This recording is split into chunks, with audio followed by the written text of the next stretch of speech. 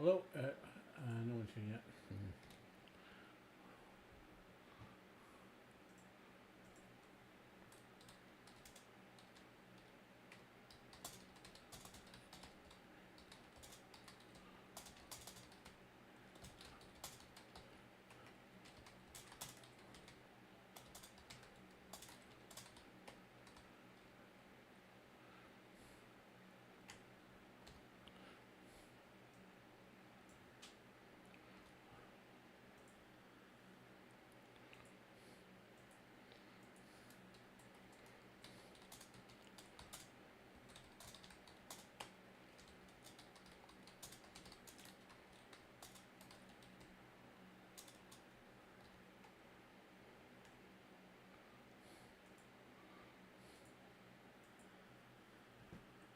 Hey, Jaden, how you doing?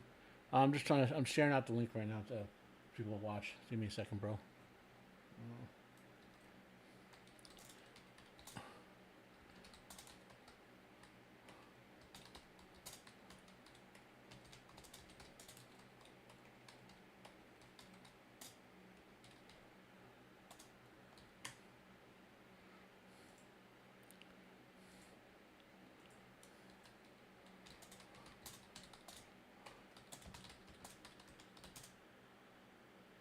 Give me 1 second, Jim. One more share, and I can talk to you.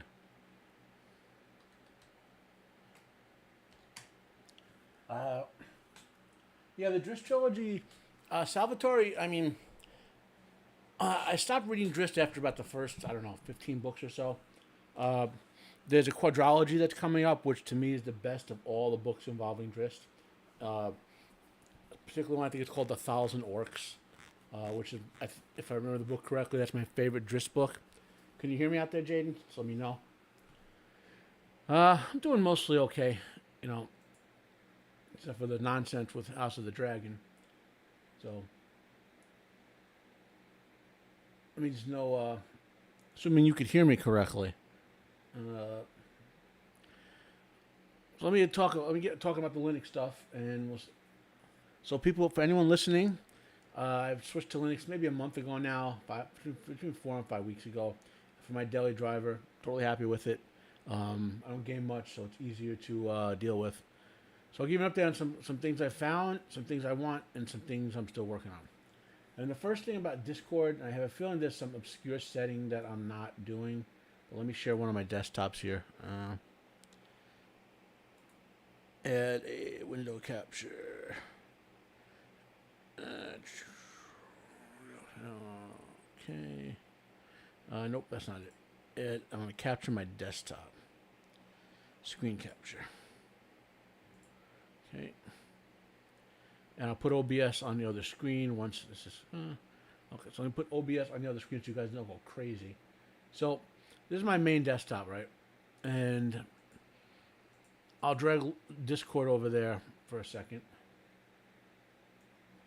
So, Discord there are two or three issues with Discord that I'm still working on.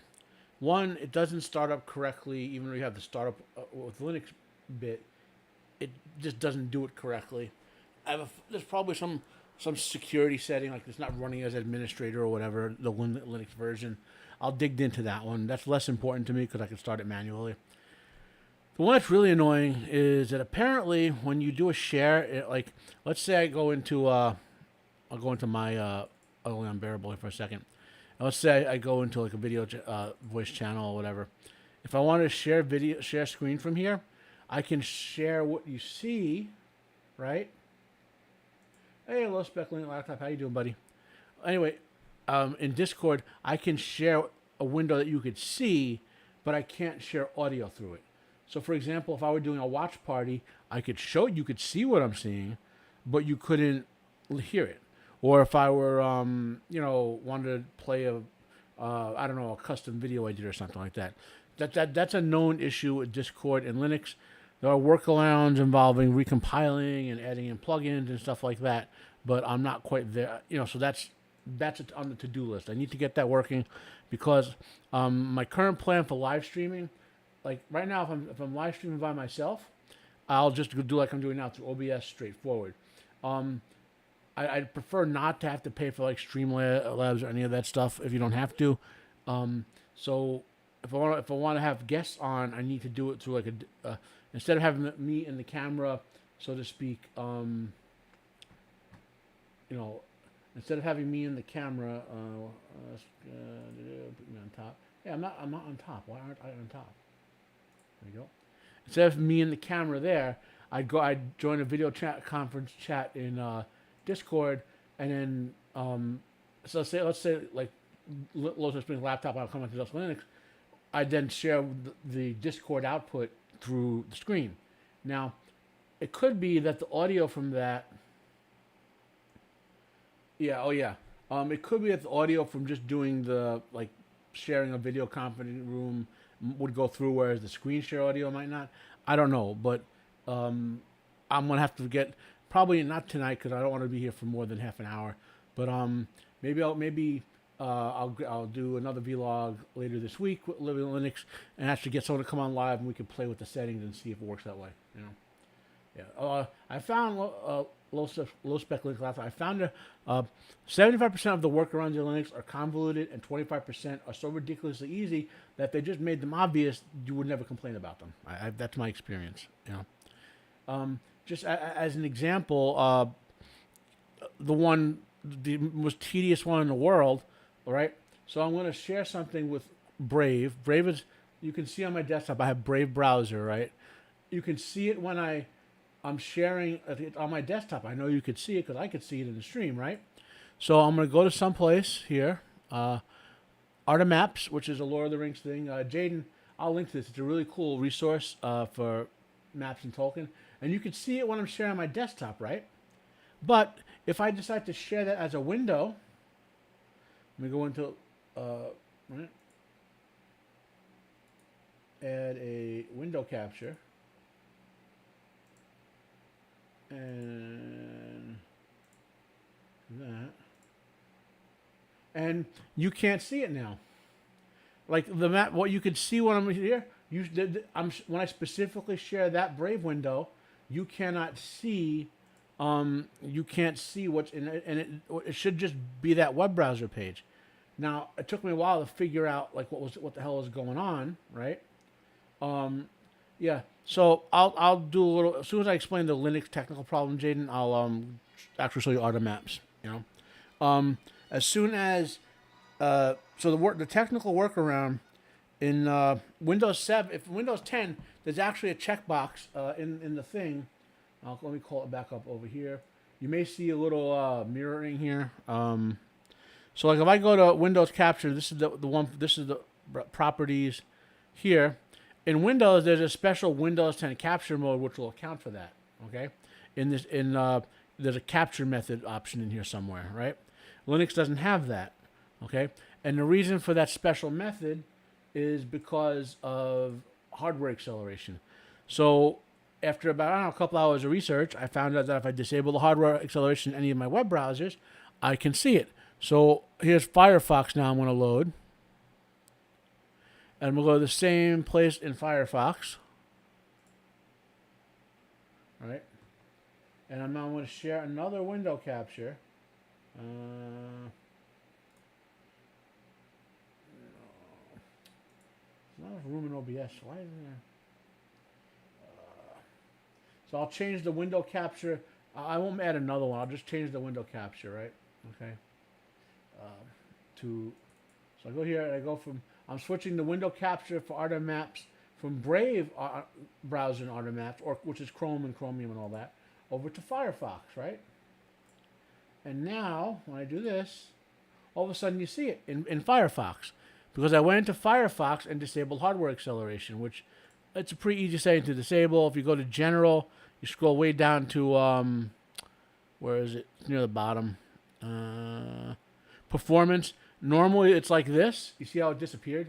But if you uncheck that, you can tell it to not. You can disable use hardware acceleration, and in that case, then Brave will work as intended. The browser will work as intended, and you can see it in the window. Let me close that out. So, hey Nerd Portal, how you doing there, buddy? You I'm talking Linux. Plus, I'm doing a few hobby things.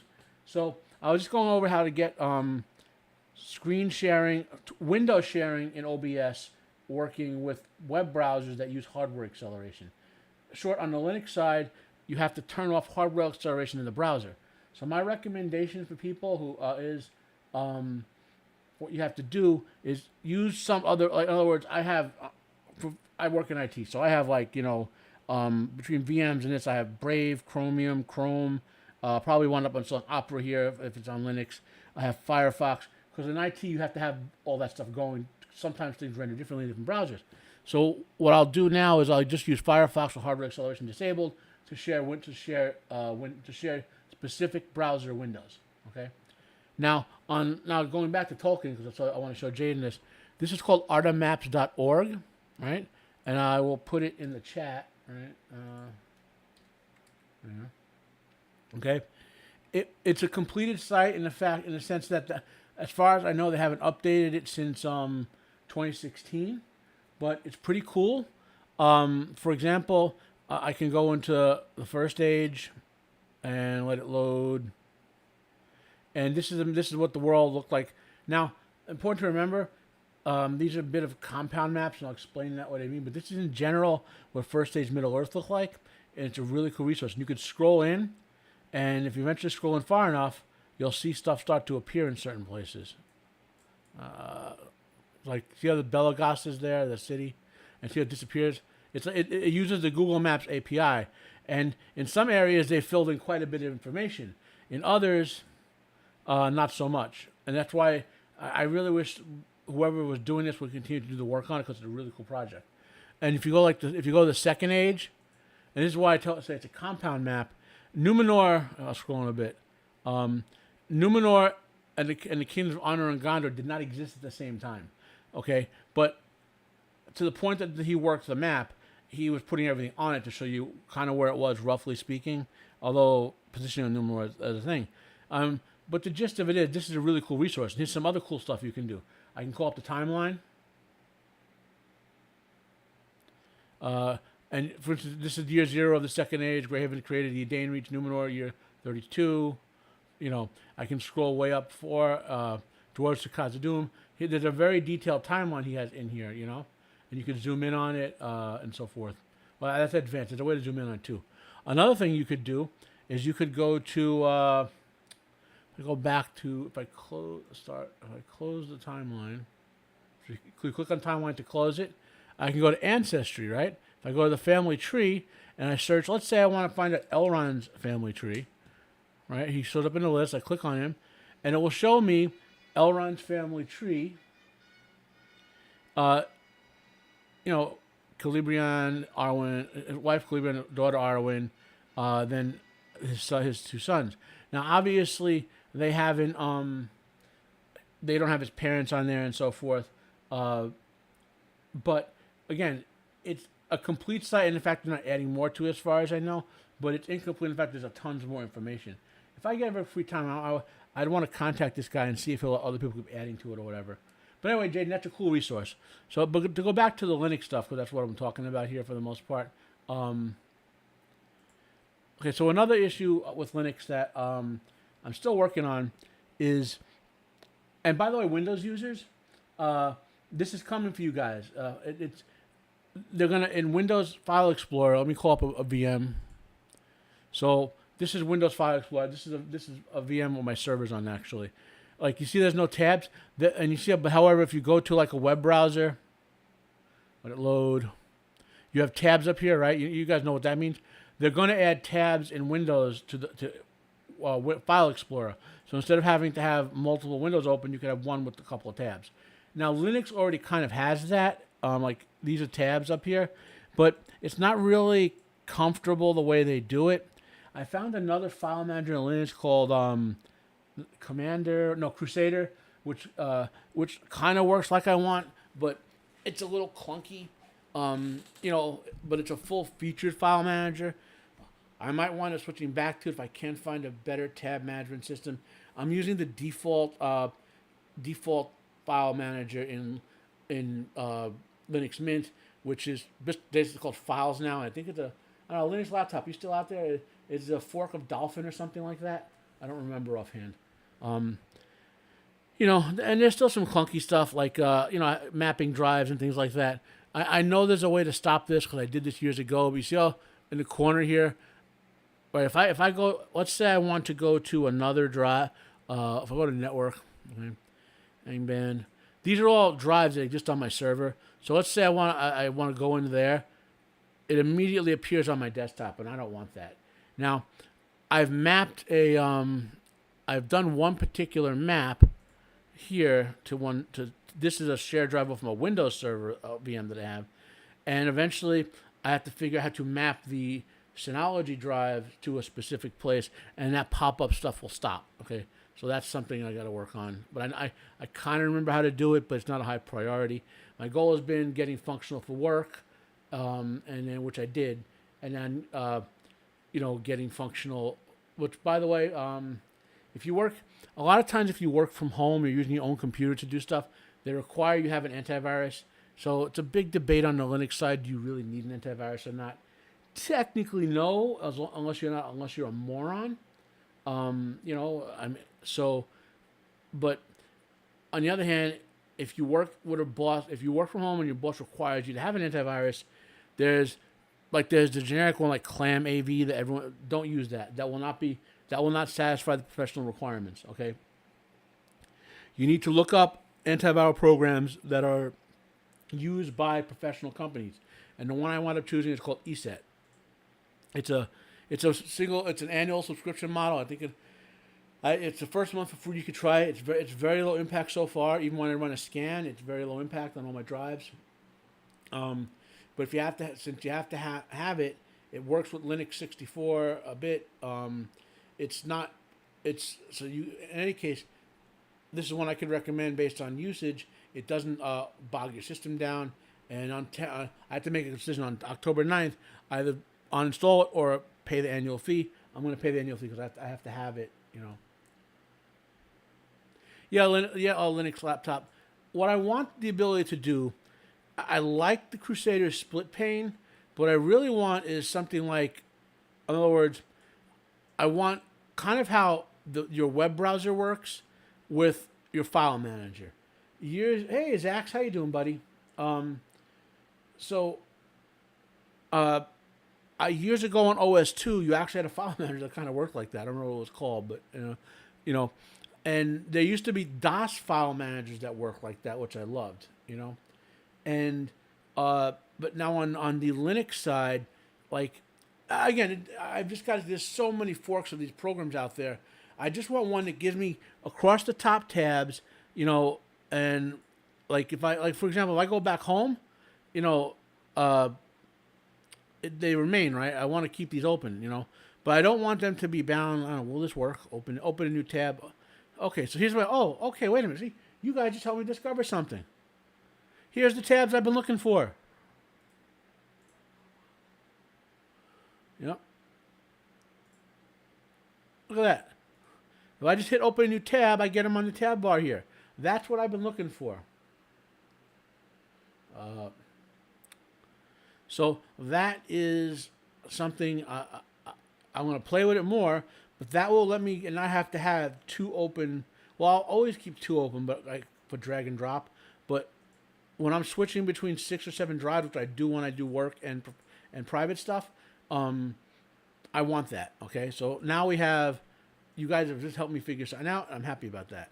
Okay. What else? The program I love the most with my Switch so far is still this Zim desktop wiki program. It is without a doubt the best simple note taking, and you could put stuff in here like resources. Come on, open up. There we go. So I have all of my instruction manuals, and I could and they're linked, and I have them hot linked in there. I mean, it's a little tricky to make sure it does it a certain way, but in other words, I could basically I can put PDFs in here, and the next step for this is making it available as a wiki on my Synology, so I can browse to it from my phone. But I like this Zim Desktop Wiki a lot. It's the way to go as far as note taking. Uh, the one thing that as far as generic note taking, now, another workaround that I've come up with, and for God's sakes, it's like the more Mr. Scott, like the more complicated you make stuff, Mr. Scott's the easiest to break. Well, the more complicated you make stuff, they forget how to keep stuff simple. Okay, what do I mean by that? Now I'm older than I think most of the people here, other than maybe Zach's and I'm not sure how old you are, little spec laptop. But in the DOS days and early Windows days, if you wanted to make an outline prior to developing that into an essay or a technical paper, or whatever, in your word processor, whether it's Word, WordPerfect, or Corel, or in your cheaper version like First Choice, which is the best low-end DOS word processor ever. If I had it today, I'd still try to run it because the simple ability to create an ordered outline without having crazy fonts on every head, having used headings and crazy fonts and stuff like that, right? And yeah, I could use like the program I came up with last week, which was nope. I could use Notepad and there it was, the Notepad plus version in Linux and do it with that, or I could kind of do it with Zim Desktop Wiki. Like here's let me show you some notes from what I did last night. Okay, so when I was preparing for my Rings of Power stuff, here's the notes I have ready when I do my review video, which I'll probably do the outline for tonight. My lore video is up. I didn't advertise it, but my lore video is up. Okay. But this outline is kind of clunky looking, and I have to very manually. The most you could do is something like this, and bullet it, and you can't really get it like an in-depth outline with the Roman numeral and then the 1, then the A, like the conventional stuff. So my workaround that I came up with for now is that when I go into LibreOffice Writer, right, I immediately go to styles, load styles from a template, and I made up these styles for outlining in a template. But the problem is when you do that, first I'm just going to type some line, first line, second line, third line, right? And then first line part 2, first line part 3, right? If I want to do an outline, like I really should just be able to hit the tab key and do it, and the letters should just appear, right? But to do it here, I basically have to do something like this. I have to choose the heading for it, right?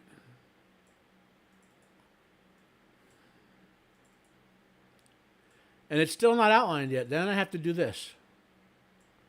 And go to tool, where is it? Bullets and numbering format. Okay. Bullets and numbering, and then choose this. And then let's say, so it looks outlined, right? So let's say I add something else. I want to go deeper. I want to go like let's say level 4, right? And level 1 again, right? Right. So in theory, you should just be able to hit tab. But even if it go down the level, it stayed looking like that. It stayed the same heading format. Now, why is that a problem?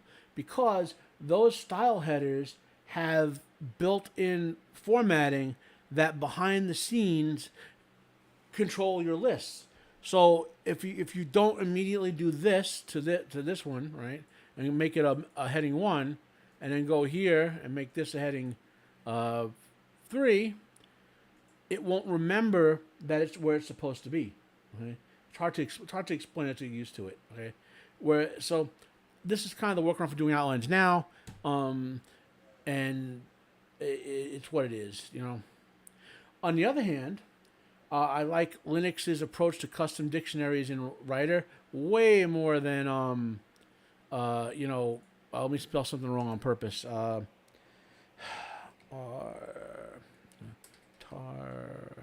Miniature. So this is the first king of Numenor, Miniature. Right? Notice he's come across as spelled wrong. Microsoft in Word has made this obscenely hard to use your own custom dictionaries. I just add that to my Tolkien dictionary, and boom, perfectly good. Doesn't, and it only applies where I put the Tolkien dictionary. So take the goat to bed. Eventually, there are professional paid programs that you can get to do outlining and story development. If I ever get back into full time writing, I probably would do that. You know, uh, but I'm trying to avoid spending money right now for obvious reasons. Okay, you know. And then what else can we talk about Linux wise? Found out something cool. Let me minimize all this stuff for you guys to see. So there's a program I use in the background. I can close that out and minimize that. So if you watch long enough, you'll see my background change, right? I use a program called Variety. And what it's doing is I gave it the location of all of my images, my pictures, my images, and it's basically randomly selecting from like 3 million things I have in there to rotate stuff. And for the first couple weeks I used it, I was like, what the hell is going on? I can't, I can't, it's just showing me the same 20 images. And eventually I found there's a setting in here that it defaults to this are at least 50% or whatever, and you can't make it below that. So you have to uncheck that, and then it'll pick any images it could find. And my babe starts, I have a lot of, obviously, women pictures, women in bikinis and whatever, but also lots of anime pictures and whatever. The stuff that's not 4K resolution started showing up again in my list. There's also a way to do this. Is it down here?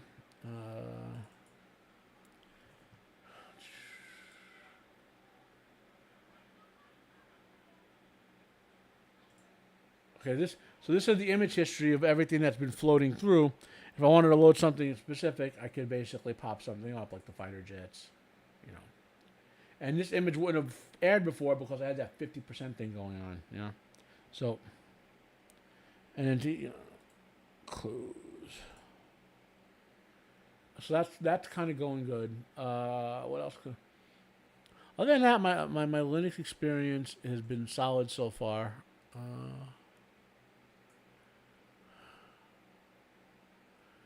There's okay. Oh, there's one more thing. So these are called panes in Windows, and they're called taskbars in panes in Linux and taskbars in Windows. They are more powerful in Linux than they are on Windows. I have one over here that I keep the weather on, and I keep my shortcut bar for my applications on. So if I want to, load like Handbrake or something up, I could just single click over there. And then on my other desktop that you can't see, I have a bar over there where I want to I keep like my CPU stats, like what percent usage, memory, and all that stuff.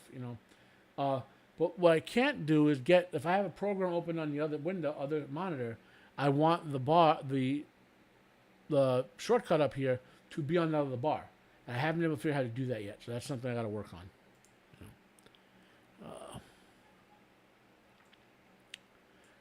So if anyone has any DOS, disk operation, basically DOS was invented back in the 80s. IBM needed who we got behind the scenes now? IBM.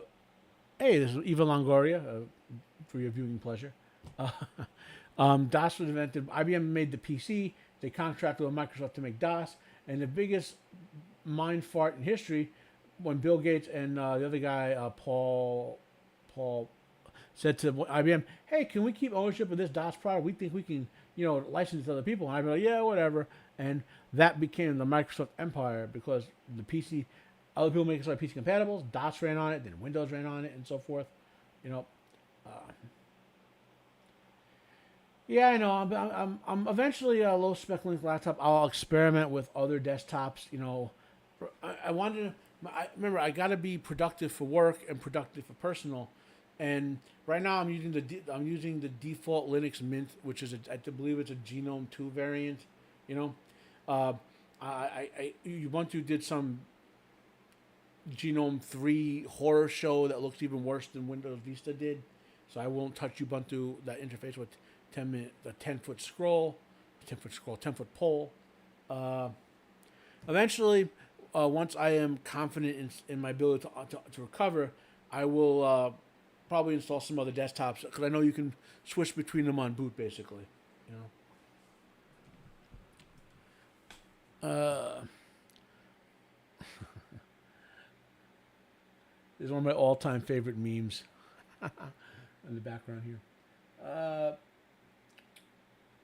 So that's the Linux story so far. If anyone has any questions, and my desktop runs smoother than it did under Windows, that's for sure. There are some still annoyances, like let's see if I can make one happen. Okay, yeah, I'll make one happen. Let me get up a.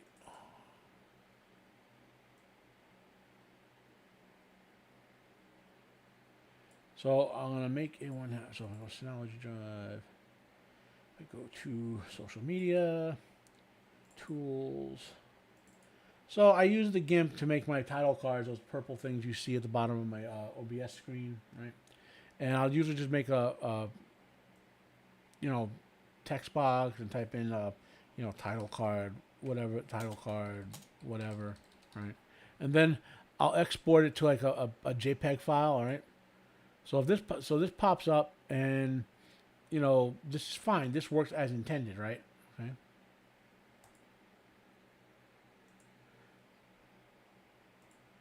Now if I go, I'm going to put OBS back on the screen. So let's say OBS is up and I want to, I don't know, add an image. So create image, standard OBS. And if I hit browse, you see how the box pops up behind the window?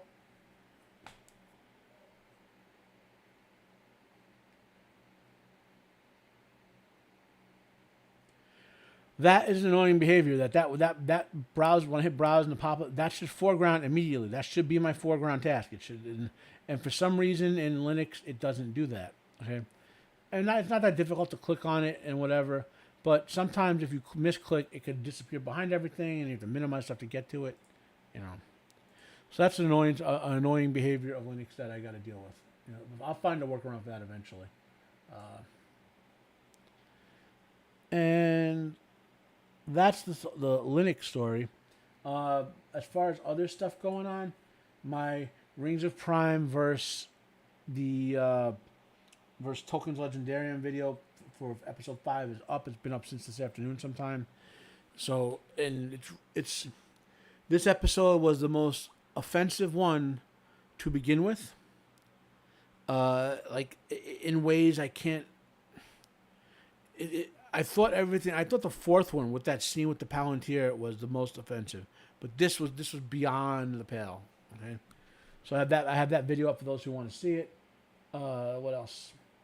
I'll have my episode review up. I'll work on that after I'm done here. I'm probably not gonna do any more House of the Dragon reviews because I'm just not interested enough in it. It's something I'll enjoy, like soap opera watching, but I don't care enough about it to want to review it. I don't hate it enough to think it should be reviewed because of offense. The most interesting thing to me, aside from the soap opera aspects of it, is how much they deviate from the lore and whatnot. But I'm not crazy enough about since I don't consider it an effective adaptation. I don't go crazy over it the way I do with Lord of the Rings or say Wheel of Time or whatever. So that's that sort of stuff. I do want to try to do some non-Lord of the Rings videos at some point. It's just a timing issue. Otherwise, I think that's it for the vlog. Anyone have any questions? Yeah, a little speckling laptop. I don't know what Ubuntu was smoking when they did what they did with was it version 20 or whatever when they went horror show with that UI. A whole bunch of us either jumped over to Linux Mint or like other distros in terms of the go-to distro. And it's sad because Ubuntu it makes Debian user friendly. I'm okay with Debian too as well, but it. So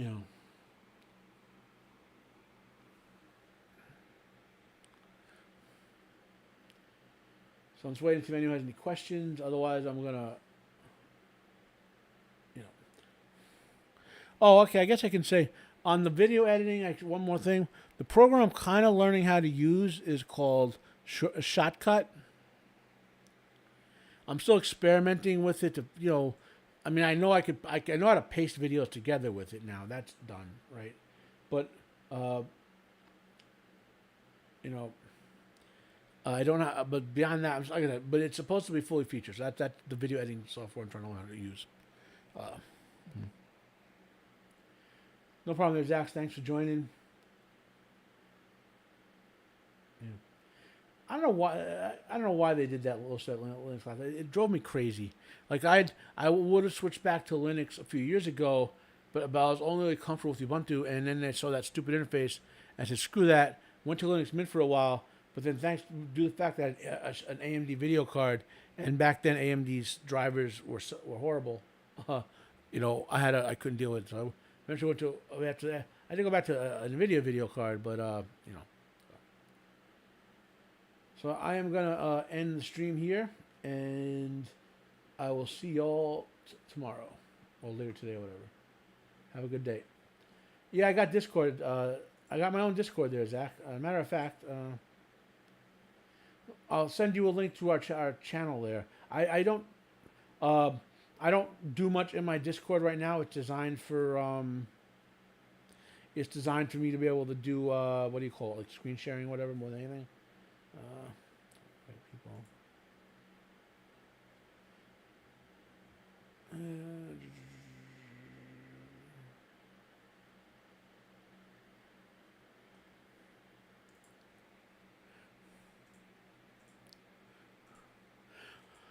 Here goes Zach. Oh, and yeah, I forgot I saw. By the time I saw the Excalibur link there, Zach, I was like, I was basically burnt out. I did Mortar Country and then my video for the other Tolkien video, and I was like burnt. I just couldn't do anything. You know, I was a vegetable, so I was like, you know. Although I probably would have joined that because that's Excalibur's a really good movie, you know, and it has a strange tie-in to Tolkien and stuff. If you didn't, for those who didn't know that.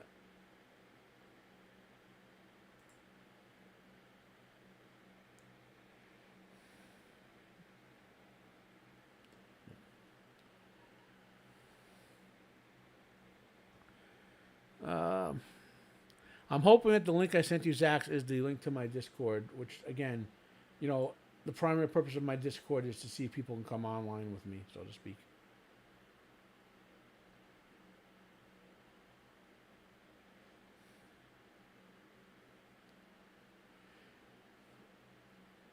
Yeah, you're right there. Low spec links that mullet car. Um, yeah. Well, there was so much in it, Zach. It was like, I mean, I know some people aren't as Tolkien fans or Tolkien lore sensitive as I am, but this was. You would think after the first 4 episodes they couldn't get worse, but they did. They made it worse. They like even the whole offensiveness of the whole Souls thing and the Silmarils and whatever, and then the Harfoot and their sociopath, like, uh, yeah. But yeah, so um, any further questions there? Anyone?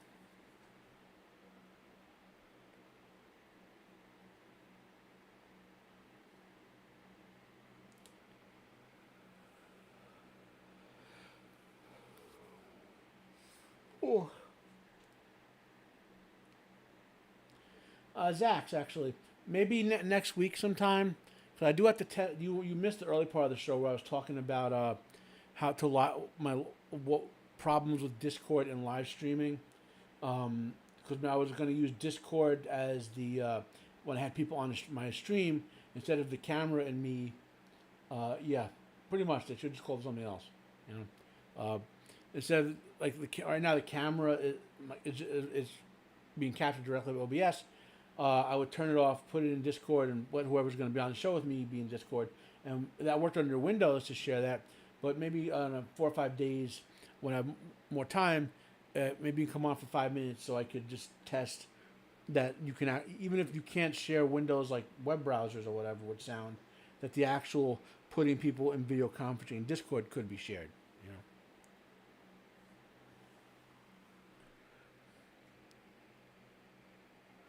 Wow.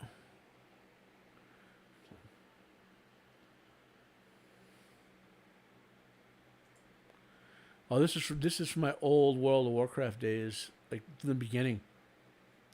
This is my first World of Warcraft character, and this is the second big guild I was in.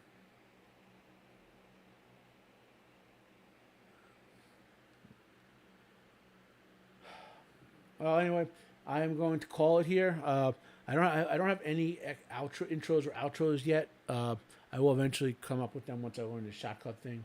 So, till we speak again, my friends. Live long and prosper. The Vulcan hand salute, which hopefully you all see. And you can't see it because I have my desktop showing in front of that. And let's turn this off.